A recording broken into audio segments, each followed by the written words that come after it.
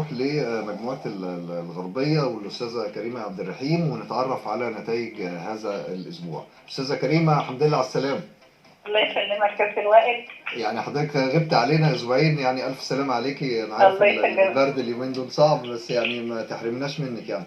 الله يسلمك كابتن وائل، متابعة والله متابعة. اتفضلي.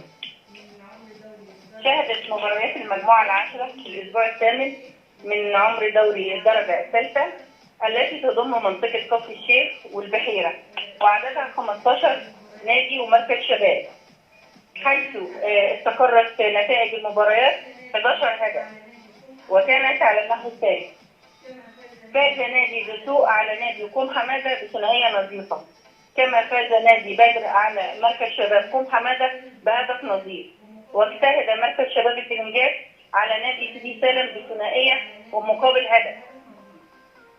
حقق نادي الزعفران على نادي بيلة بهدف نظيف. تعادل كل من سكا والراية وبلطيم ودمنهور بالتعادل الإيجابي بهدف لكل منهم. أما نادي مياه البحيرة ومركز شباب أبو المطامير بالتعادل السلبي وإيتاي البارود باي. دي كانت نتائج الأسبوع ده. أيوه كابتن وائل. الترتيب. اسمح لي كابتن وائل. برغم تعادل نادي دمنهور أمام بلطيم 1-1، إلا أنهم ما زالوا يحتلون قمة المجموعة، والمركز الأول برصيد 17 نقطة تحت قيادة نجم الزمالك وبلدية المحلة أكرم عبد المجيد. طبعا. والتمسك بحلم الصعود لدوري الممتاز ده للمرة السادسة في تاريخه. تمام. يلي مركز شباب البلنجات 15، دسوق مياه البحيرة 12 لكل منهم، بدر 11 نقطة، مركز شباب أبو المسامير 10 نقاط.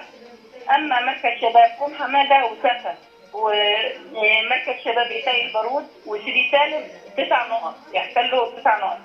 عندهم 9 نقاط. بيلة 8 نقط والزعفران 7 نقط. أما بلطيم ونادي كوم حمادة 4 نقاط. بلطيم وكوم حمادة 4 نقاط دول. صح. كده احنا بنشكرك والله يا استاذه كريمه، يعني ودايما كده يعني تجيب لنا النتائج والاخبار والكواليس كلها. شكرا يا استاذه كريمه. والله شكرا. الله يخليك.